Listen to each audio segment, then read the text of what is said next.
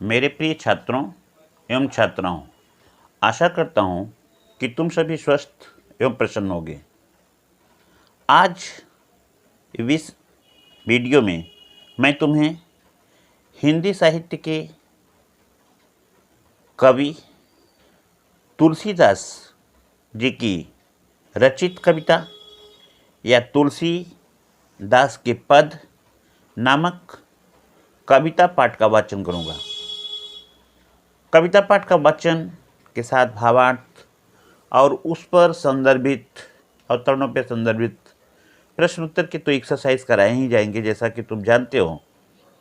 लेकिन सबसे पहले तुलसीदास जी का तुम्हें जीवन परिचय बताने जा रहा हूँ। जैसा कि तुम जानते हो, इस पाठ से दो प्रकार के प्रश्न आएंगे। एक सीधे तुलसीदास पर प्रक्षेपित होगा, अर्थात तुलसीदास पे आधारित पूर्ण रूप से प्रश्न होगा। जैसे पहला प्रश्न, सपोज दैट तुलसीदास जी का जीवन परिचय देते हुए उनकी रचनाएं तथा भाषा विषय पे प्रकाश डालिए। दूसरा तो कुछ प्रश्न हो सकता है, तुलसीदास जी अपने युग के लोकनायक कवि कहलाते हैं, इस कथन की समीक्षा कीजिए। तीसरा प्रश्न इस तरह हो सकता है, तुलसीदास जी ने विनय पत्रिका में बताया है कि भगवान राम पतितों के पावन हैं, पतितों को पावन करने वाले हैं या पापियों का उद्धार करने वाले हैं, जैसे खग, मृग, व्याध, पाषाण, बिटप, जड़ इत्यादि। इसकी समीक्षा कीजिए। तो इस तरह से ध्यान देना, ये तुम्हारे बड़े अंक के या 12.5 अंक के प्रश्न 3 ठो हो सकते हैं। इसमें से कोई भी प्रश्न आ सकता है, उसका तुम्हें उत्तर देना पड़ेगा। इसके अलावा इन तीनों में से एक प्रश्न या इस तरह से प्रश्न आ सकते हैं, अवतरणों पे आधारित। एक दो प्रश्न के लिए तुमको लाइन दे देगा और उस लाइन से तुमको जो है प्रश्न ढूंढ करके उसमें से बता देगा और तुम उसका उत्तर अपनी भाषा में दोगे। तो यहाँ पे भी तुम्हारा जो है प्रश्न हो जाएगा 4 ठो और वो भी हो जाएगा 12.5 नंबर का। तो इस तरह से जो तुम्हारे प्रश्न होंगे वह काफ़ी अच्छे और सटीक आंसर वाले होंगे। तो ध्यानपूर्वक सुनो। अब मैं इन दोनों प्रश्नों के सबसे पहले प्रश्न वाले पे चलते हैं, कवि तुलसीदास जी का जीवन परिचय। तो तुलसीदास जी का जीवन के परिचय के विषय में हम तुम्हें बताना यह चाहते हैं कि तुलसीदास जी रामाश्रयी शाखा के सर्वश्रेष्ठ कवि एवं संत कवि माने जाते हैं। तुलसीदास जी का जन्म और तिथि स्थान के विषय में भिन्न भिन्न विद्वानों के भिन्न भिन्न मत हैं। जैसे तुलसीदास जी का जन्म कुछ विद्वान सन 1532 ईस्वी में मानते हैं, तो कुछ विद्वान अपने मतानुसार उनका जन्म सन 1497 ईस्वी मानते हैं। सावन महीने के शुक्ल पक्ष के सप्तमी के दिन इनका जन्म मानते हैं। इस तरह से तुलसीदास जी के जन्म के विषय में दो बातें या दो विचारधारा हुआ, और उसी तरह से उनके जन्म स्थान के विषय में भी दो बातें बोली जाती है। पहले कुछ विद्वानों का मत है कि तुलसीदास जी का जन्म उत्तर प्रदेश के बांदा जिले के राजापुर नामक गांव में हुआ था, जबकि कुछ विद्वान इसका खंडन करते हैं और उस खंडन के बाद अपने मत के अनुसार कहते हैं तुलसीदास जी का जन्म उत्तर प्रदेश के एटा जिले के सोरो नामक गांव में हुआ था। तो इस तरह से यदि हम उनके जीवन परिचय के विषय में देखें तो जन्म स्थान और जन्म तिथि या जन्म लग्न के विषय में दो मतभेद हैं। इन मतभेदों पर हमें कोई विचार नहीं करना है, टीका टिप्पणी नहीं करना है। इन दोनों में से तुम जो भी लिख सकते हो अपना लिखोगे। चूँकि बड़े दीर्घ उत्तरी प्रश्न है ये सब जो है, तो इसलिए थोड़ा विस्तार में हमको लिखने के लिए लिखना ही पड़ता है। जितना भी तुम्हें मिल सकता है कहीं बुक से, सर से, अपने बड़ों से, जो भी उनके विषय में मिल सकता है तुम उनके जीवन परिचय और उनकी रचनाओं के विषय में दे सकते हो, लेकिन वह सत्य की कसौटी पे आधारित हो। अब हम तुलसीदास जी के जन्म के विषय में थोड़ा सा और तुम्हें बताना चाहते हैं। तुलसीदास जी का जन्म ब्राह्मण परिवार में हुआ था।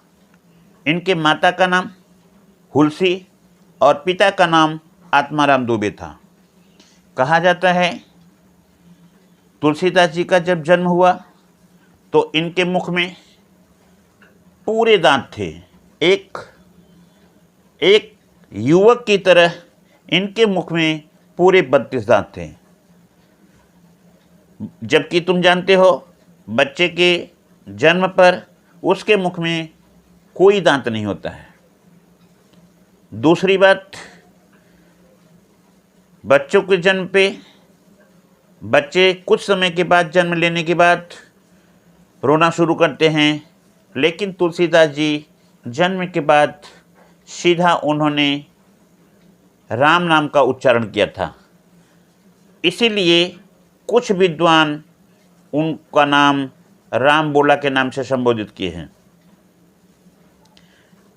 इन बातों को छोड़ करके थोड़ा सा यदि हम आगे बढ़ते हैं तो माना जाता है जब तुलसीदास जी का जन्म हुआ था तो मंगला नक्षत्र था। मंगल नक्षत्र होने के कारण और इनके मुख में दिखते हुए 32 दांतों को जानकर तथा राम नाम का उच्चारण करते हुए बालक को देख करके इनके माता पिता घबरा गए और उन्होंने इस बालक को पालने से इनकार कर दिया, उसका त्याग करना चाहते थे। तब उनके घर में काम करने वाली मुनिया नामक दासी जो थी वह तुलसीदास जी को अपने माता के घर ले जा कर के छोड़ दी और वहीं पे उनकी परवरिश की। कुछ लोग कहते हैं या कुछ विद्वान कहते हैं, यहाँ पे लोगों का मतलब क्या होता है कि जो विद्वान होंगे, जो उसके विषय में तत्संबंधित बातें जानते होंगे वही बोलेंगे। हमारे और तुम्हारे बस की तो ये बात नहीं है, क्योंकि हम लोग ऐसे विषय पे किसी भी प्रकार का टीका टिप्पणी करने से परहेज करेंगे। तो ध्यान देना, कुछ विद्वानों का मतभेद है। वह उनके अनुसार वह कहते हैं कि जब तुलसीदास जी का जन्म हुआ तो उनके माता पिता की मृत्यु हो गई। जन्म के कुछ ही समय बाद माता पिता की मृत्यु हो जाने के कारण बालक तुलसीदास जी अनाथ हो गए और इस तरह से अनाथ बालक घूमता फिरता रहा। कहा जाता है कि जब वह मैदान में सड़क के किनारे जा रहे थे तो उन्हें एक संत ने देखा। तुलसीदास जी के तेज को देख करके, मुखमंडल की आभा को देख करके उसे यह आभास हो गया कि यह बालक तो बड़ा ही तेजस्वी है और बालक आगे चल करके कुछ ऐसा करने वाला है जो युगों युगों तक समाज के लिए प्रेरक बन जाएगा। इसलिए वह संत तुलसीदास जी के पास गए और उन्हें बड़े प्रेम से अपने पास बुला करके बैठा लिए। यहाँ पे एक बात ध्यान देने वाली है कि कोई भी सच्चा गुरु, सच्चे संत, सत्य मनीषी या सत्य महाप्रभु की यदि आशीर्वाद होगा तो ही कोई संत मिल सकता है। तुलसीदास जी ने भी कहा है कि बड़े भाग्य मानुष तन पावा, मनुष्य बड़े भाग्य से मानव का तन पाता है, और उसे सच्चा गुरु मिलना तो उससे भी बहुत बड़े भाग्य की बात है। तो तुलसीदास जी को वह जो संत मिले जिन्होंने उनके ऊपर दया करते हुए और यह सोचते हुए कि यह व्यक्ति लोकनायक बन सकता है, समाज के लिए उत्प्रेरक हो सकता है, इसलिए उन्होंने उस तुलसीदास जी को अपना बना लिया। और उस संत का नाम था बाबा नरहरिदास। उस समय के वे बड़े ही तेजस्वी और बहुत बड़े ज्ञानी थे। उन्होंने तुलसीदास जी को ज्ञान दिया, उन्हें पढ़ाया, लिखाया और इतना काबिल बना दिया कि वह अपने से कुछ कमा करके अपनी आजीविका चलाने के योग्य हो गए। कुछ समय के बाद उनका विवाह दीनबंधु पाठक की कन्या रत्नावली नामक एक सुंदर युवती से हुआ। जैसा कि नाम ही उसका रत्नावली था, उसके मुख चंद्र को देख करके तुलसीदास अति प्रिय हो गए और उससे इतना प्रेम करने लगे कि उसे एक पल के लिए भी अपनी आंखों से ओझल नहीं हो देने देते थे। यदि वह कहीं बाहर पूजा पाठ में गए हैं, वही समय वह अपनी पत्नी रत्नावली को नहीं देख पाते थे, अन्यथा जब भी वह घर पे रहते थे सदैव उसके पास रहते थे। तुलसीदास जी की पत्नी रत्नावली भी उन्हें उतना ही चाहती थी जितना तुलसीदास जी। प्रेम की अधिकता के कारण तुलसीदास जी एक पल भी उसको छोड़ना नहीं चाहते थे। एक बार देवताओं ने विचार किया कि मैं या हम सभी जिस काम के लिए तुलसीदास जी को इस पृथ्वी पर उतारे हैं, उनका जन्म किए हैं, तुलसीदास जी तो उधर जरा सा ध्यान ही नहीं देते हैं, तो उन्हें उनके उस कार्य के लिए प्रेरित करने के लिए सभी देवताओं ने मिलकर के हनुमान जी को इस भूलोक में भेजा। और हनुमान जी आकर के एकांत में उनकी पत्नी को ब्राह्मण के वेश में आए और पुनः अपना परिचय दिए कि वह देवलोक से आए हैं और यह कहने के लिए आए हैं कि तुलसीदास जी जो अति प्रिय अपनी प्रिय रत्नावली को एक पल के लिए नहीं छोड़ते हैं, उनका जो जन्म का प्रादुर्भाव हुआ है वह ऐसी गाथा लिखने के लिए हुआ है जो उन्हें लोकनायक बना सकता है, जिससे समाज का युगों युगों तक कल्याण होगा।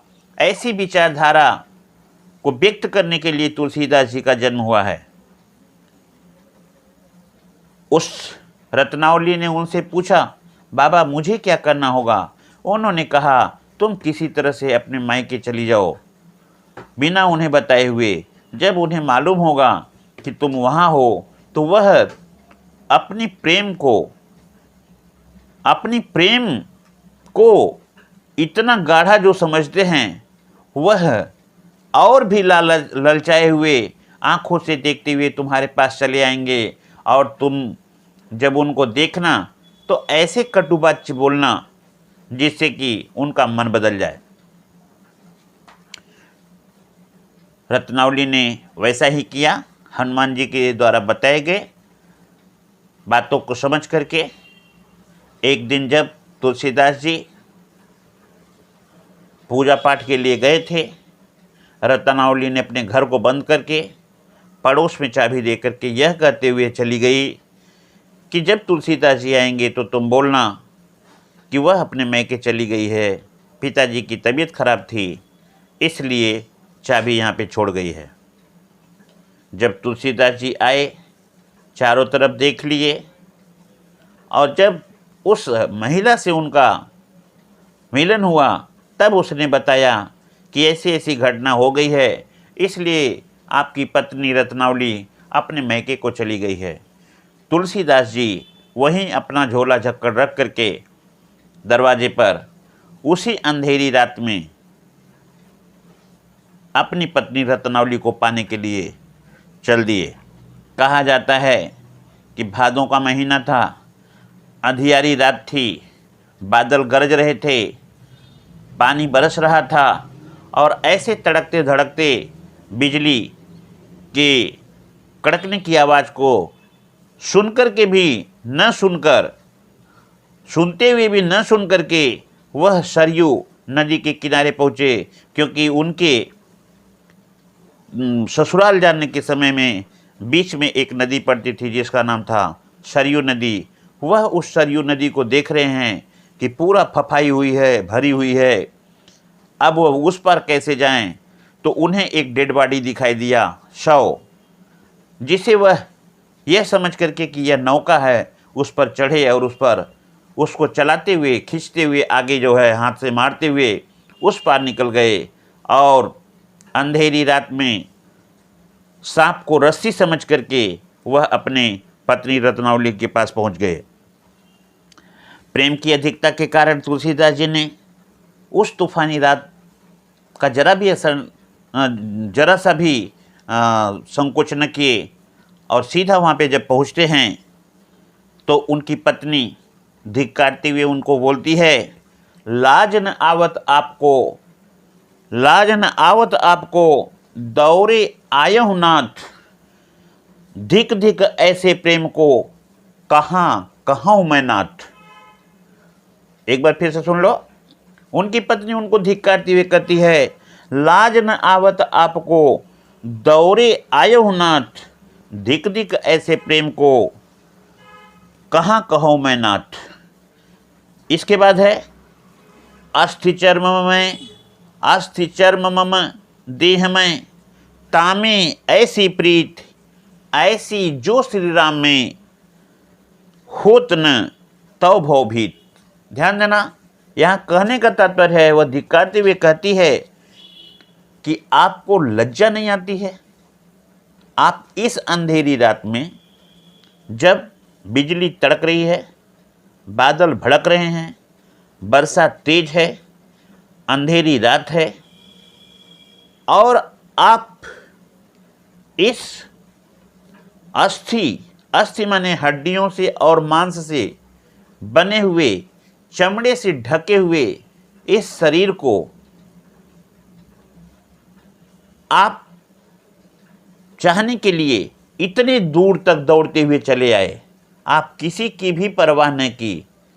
आपके ऐसे प्रेम को धिक्कार है, क्योंकि यह प्रेम जो हमारे प्रति है आपका, वह तो किसके लिए है? हड्डियों से, मांस से बने हुए इस शरीर पर है। अगर आप इस प्रेम का एक छोटा सा भी भाग भगवान श्री राम के प्रति समर्पित कर देते, तो हमारा और आपका दोनों का ही उद्धार हो जाता। हम दोनों ही इस संसार में जन्म और मृत्यु से परे हो जाते, अर्थात हम लोगों का भगवान श्री राम उद्धार करते, और इस भू गर्भ में हम सबको जन्म न लेना पड़ता। इस बात को सुन करके तुलसीदास जी को एक बार तो बहुत ही गहरा धक्का पहुंचा, दुख हुआ, लेकिन अपनी पत्नी की ऐसे गुणकारी, लाभकारी, दर्शनकारी बात को सुन करके, उपदेश को सुन करके उनके मन में भगवान राम के प्रति जो समर्पण की भावना जग गई, वह उसी समय वहाँ से उठने के लिए तैयार हो गए। तत्काल तुलसीदास जी के ससुर या रत्नावली के पिता पहुँचे और उन्होंने उसी समय घर को छोड़ने से रोकते हुए कहा, आप इस समय मत जाइए, सुबह होने पे जाइएगा। लेकिन तुलसीदास जी नहीं माने और वहाँ से वह चल दिए। कैसे? अपनी पत्नी की फटकार को सुन करके तुलसीदास जी का शारीरिक और सांसारिक मोह माया के भोगों से मन विरक्त हो गया। उनके हृदय में राम भक्ति जागृत हो गई। घर को त्याग करके एक काशी आए। कुछ दिन तक काशी में रहे, अध्ययन किए। उसके बाद पुनः फिर से वह अयोध्या में आए। बहुत दिनों तक के चित्रकूट में भी रहे। यहाँ पर उनकी अनेकों लोगों से भेंट हुई। भिन्न भिन्न संतों ने, भिन्न भिन्न ज्ञानियों ने उनको उपदेश दिया। उस उपदेश को वह सुने और अपने अंदर में साक्षात्कार किए। कहा जाता है एक दिन हनुमान जी उनके सामने भी आए और उन्होंने तुलसीदास जी से भगवान श्री राम का चरित्र लिखने को कहा। तुलसीदास जी ने कहा, ब्राह्मण देवता आप कौन हैं? यह तो मुझे नहीं मालूम, लेकिन आप लगता है बड़े ज्ञानी हैं। आपकी बातों को सुन करके मुझ में भी यह बात समझ में आ गई है कि इस संसार को या इस संसार सागर को यदि पार करने की बात आती है, पार करने का साधन आता है, तो वह नौका श्री राम नाम रूपी होगा। अर्थात कहने का मतलब, इस संसार को जितने भी ज्ञानी पुरुष हैं सभी ने इसको सागर कहा है, संसार सागर। इस संसार सागर में हम सभी आ गए हैं, सागर में फंस चुके हैं। अब इस संसार रूपी सागर को पार करने के लिए हमें एक मजबूत नौका या जहाज की, पानी की जहाज की ज़रूरत है। और वह पानी की जहाज या नौका हैं श्री राम नाम रूपी उनका स्मरण। तो तुलसीदास जी को जब ये बातें हनुमान जी ने बताया तो उन्होंने कहा, प्रभु सब कुछ आपकी बातें सत्य है, लेकिन मैं जब राम को देखता जानता ही नहीं हूँ तो हम राम के विषय में कैसे उनके चरित्र का गुणगान करेंगे। मुझे भी बहुत ही मैं भी कौतूहल में पड़ा हूँ कि मैं उनके चरित्र का गुणगान कैसे करूँ। हनुमान जी ने कहा कि बहुत शीघ्र इसी चित्रकूट के घाट पे भगवान राम आएंगे और मैं तोता पक्षी के रूप में तुम्हें बता दूंगा कि यही राम हैं। उनको देख लेना, बस सब कुछ तुमको समझ में आ जाएगा। तुलसीदास जी नित्य प्रति चित्रकूट के घाट पे बैठ करके चंदन रगड़ते थे और लोगों को तिलक देते थे। एक दिन की बात है, भगवान श्री राम और लक्ष्मण घूमते घूमते वहाँ पे पहुँचे। तुम्हें तो मालूम है कि चित्रकूट उनका प्रिय स्थान था। भगवान राम वहाँ पे पहुँचते हैं चित्रकूट में, तो तोते के पक्षी के रूप में हनुमान जी बोलते हैं कि चित्रकूट के घाट पर भई संतन की भीड़, चित्रकूट के घाट पर भई संतन की भीड़, तुलसीदास जी चंदन रगड़े तिलक देत रघुवीर। यहाँ कहने का तात्पर्य है कि जैसे ही हनुमान जी राम जी को तिलक लगाने चले, इस वाणी को सुन करके तुलसीदास जी बस माथे पे चंदन लगाए हुए राम जी को निहारने लगे। राम जी को तुलसीदास जी देखते हैं और तुलसीदास जी को भगवान श्री राम देखते हैं और संपूर्ण ज्ञान भगवान श्री राम ने तुलसीदास जी के मन मस्तिष्क में डाल दिया। इस तरह से प्रसन्नतापूर्वक उन्होंने तिलक लगा करके भगवान श्री राम को अपने मन में स्मरण किया। कहा जाता है कि उसी समय से उन्होंने अयोध्या में जाकर के श्री रामचरितमानस की रचना की। यह रचना, ध्यान देना, यह रचना मतलब श्री रामचरितमानस की जो रचना थी वह 2 वर्ष 7 महीने में पूर्ण हुई और इस तरह से यह रचना लोक मंगल रचना हुई, लोक कल्याण के लिए रचना हुई, जिसका हम सभी इस उसके महत्व को समझते हैं। कोई भी ऐसा व्यक्ति नहीं होगा जो छोटा सा रामायण या गुट का पाठ अपने घर में नहीं रखा होगा। यही नहीं, तुलसीदास जी की रचना रामचरितमानस का हिंदी अनुवाद तो है ही, हिंदी में ही है इनका जो है, लेकिन इसको अन्य विदेशी भाषाओं में भी लोगों ने अपने अपने देश में बनाया है और उसका पठन पाठन करते हैं और श्री रामचरितमानस के उन सभी टिप्पणियों पर विचार करते हैं जो भगवान श्री राम के आदर्श हैं, चाहे वह राम का आदर्श हो पति के रूप में या अपने पुत्र के रूप में या अपने भाई के रूप में या एक राजा के रूप में। जो रूप उन्होंने राजधर्म का पालन करने के लिए माता सीता को जंगल में छोड़ दिया, वे सारी सिर्फ कहानियाँ नहीं है, यह सत्य घटित घटना है, जिसे आज भी लोगों को पढ़ करके उनके आंखों में आंसू आ जाते हैं कि राजधर्म के लिए भगवान श्री राम ने अपने पत्नी को भी छोड़ दिया था, जबकि वह जानते थे कि उनकी पत्नी सत्य और सत्य के रूप में पराकाष्ठा में एकदम पवित्र है।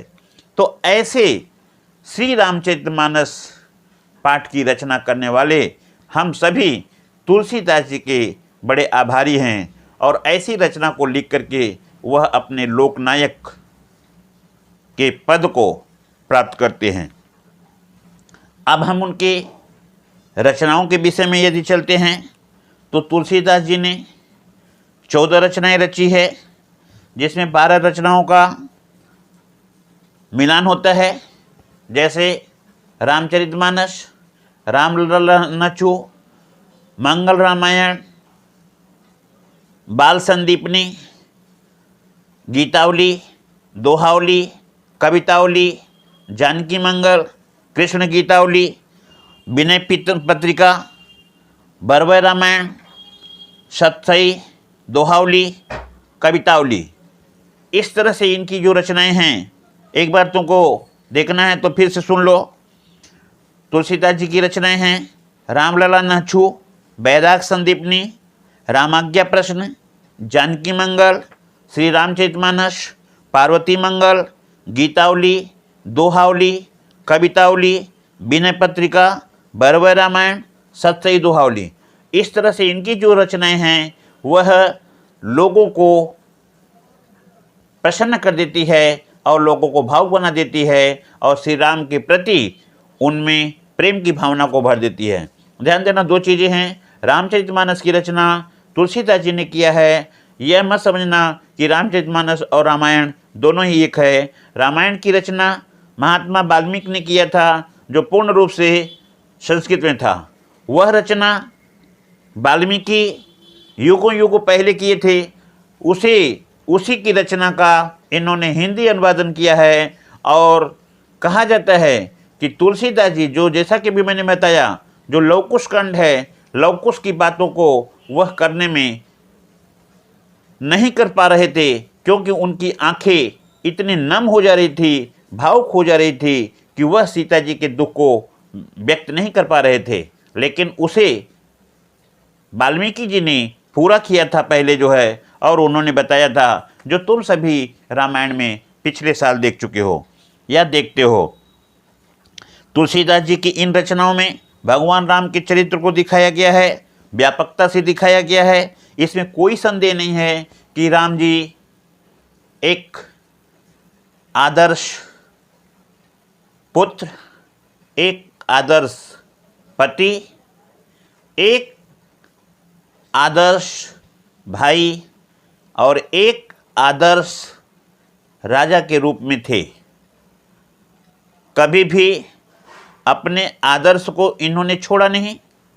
आदर्श पर इन्होंने अपने परिवार को छोड़ दिया, अपने सुख साधन को छोड़ दिया, अपने मन की दुख को अपने मन में रख करके इन्होंने प्रजा के सुख के लिए या दूसरों के सुख के लिए अपना सारा सुख त्याग करके दुख को अपना लिया। कला पक्ष और भाव पक्ष जैसा इन्होंने तुलसीदास जी ने इस रामचरितमानस में दिखाया है, वह किसी भी ऐसे काव्य में नहीं है। काव्य अद्वितीय है। जैसा कि तुम जानते हो, सूरदास जी ने कृष्ण के लिए कृष्ण के विषय में बताया है, लेकिन जो आदर्श तुलसीदास जी ने राम के विषय में बताया है, सूरदास जी उतना कृष्ण के विषय में नहीं बता सके हैं। निश्चय ही तुलसीदास हिंदी साहित्य के अमर कवि हैं। यद्यपि तुलसीदास और सूरदास में यह कहना कठिन है कि कौन बड़ा है कौन छोटा है, क्योंकि कहा गया है सूर सूर तुलसी शशि, सूर सूर तुलसी शशि, उड़गन केशवदास, अब के कवि खद्योत्तम, जह तह करत प्रकाश। यहाँ कहने का तात्पर्य है, यदि साहित्य में सूरदास जी को लिया जाए तो सूरदास उसी प्रकार से साहित्य में चमकने वाले हैं जिस प्रकार से दिन के समय में भास्कर अर्थात सूर्य देव चमकते हैं, सारे संसार को अपनी रोशनी से अपने प्रकाशित करते हैं, ज्ञान अपने जो है प्रकाश से प्रकाशित करते हैं। ठीक उसी प्रकार से तुलसी शशि सूर सूर, मतलब सूरदास जी सूर्य के समान प्रतिभाशाली हैं, तो तुलसीदास जी उनसे कम नहीं हैं। तुलसीदास जी भी रात्रि के समय में उसी आसमान में चंद्रमा के समान हैं जो पूरे रात्रि को शीतलता प्रदान करते हैं। अर्थात यहाँ पे तुलसी की जो चंद्रमा से तुलना की गई है, वह इसलिए शीतलता का प्रदान की गई है कि जो भी व्यक्ति राम का गुणगान करता है, राम के आदर्श को देखता है या राम के आदर्श को पढ़ता है, रामचरितमानस का पाठ करता है, वह व्यक्ति अद्वितीय फल को प्राप्त करता है। और इस तरह से वह अर्थात आदर्श श्री राम जी लोगों के मन की कामना को पूर्ण कर देते हैं, ऐसा मेरा मानना है। अब यदि हम थोड़ा सा उनके भाषा पे चलते हैं तो ध्यान देना, तुलसीदास जी ने ब्रज और अवधी दोनों भाषाओं में रचनाएं की है। चूँकि अयोध्या में भगवान श्री राम का जन्म हुआ था, अयोध्या में तुलसीदास जी बहुत समय तक रहे थे, इसलिए तुलसीदास जी ने अवधी भाषा में रचनाएं ज़्यादा की है और ब्रज भाषा में जो किए हैं वह संक्षिप्त है। इनके भाषा में मुहावरों और लोकोक्तियों का भी प्रचलन है। शैली यदि देखें तो तुलसीदास जी तत्कालीन सभी प्रकार की शैलियों या काव्य शैलियों का प्रयोग किया है। उन्होंने श्री रामचरितमानस में प्रबंधात्मक शैली का प्रयोग किया है, विनय पत्रिका में मुक्तक शैली अर्थात खुल करके भगवान श्री राम की जो है विनय की है, अब कह राख ले भगवान। इस तरह से आगे चलते हैं तो दोहावली और साखी शैली का प्रयोग किया है। इसके अतिरिक्त इन्होंने कई शैलियों के प्रयोग अपनी रचनाओं में देखने के लिए किया है। तुलसीदास जी ने चौपाई, सोरठा, दोहा और कुछ पद और श्लोक लिख करके जनमानस को कृतकृत्य कर दिया है, और आज भी लोग श्री रामचरितमानस का पाठ करके अपने को भाव विभोर कर लेते हैं और आनंदित करते हैं। तो आज मैं यहीं पे अपने इस तुलसीदास के पद नामक पाठ का जो संक्षिप्त मैंने तुलसीदास जी का जो परिचय दिया है, तुम लोगों को अब यही कहेंगे कि इसे तुम लोग एक बार थोड़ा सा अपने बुक से भी पढ़ करके और जो मैं बोला हूँ उसको ध्यान में रख करके एक ठो कॉपी में अपने नोट बना लेना, जिससे कि तुम्हारा यह बड़े प्रश्न का एक जो मैंने बताया दीर्घोत्तरी प्रश्न के लिए यह तुम्हारा एक प्रश्न बन जाएगा। तो तुलसीदास जी का जीवन परिचय, उनकी भाषाएं तथा रचनाएं और शैली, इस तरह से एक प्रश्न बन जाएगा। अब यहीं पे हम तुम सभी को धन्यवाद देते हुए अपने इस पाठ का यहीं पे विराम करते हैं।